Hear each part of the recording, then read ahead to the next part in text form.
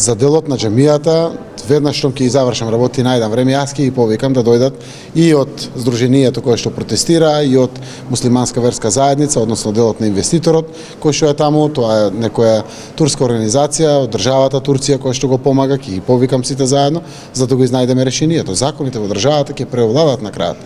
Како е по закон, така ќе биде конечно тоа. Но сепак, кога сме мултиетничка и мултирелигиска држава, треба тоа низ разговор да го решаваме. Ако било која од страните, заедниците, припадниците на верските заедници го изнасили самиот процес, другата страна ќе биде таа која што ќе биде повредена, навредена, изгубена и слично, тоа не е одржливо општество. Зашо повеќе ќе разговарате? Што е завршил? Пробот на минарето, завршена градбата, зашо ќе се разговара повеќе? Значи да увидиме што е што. Внатре да видиме како е ставено, што е тоа што е направено таму. Треба да ги видиме сите тие детали, така меѓу другото институциите треба да дадат.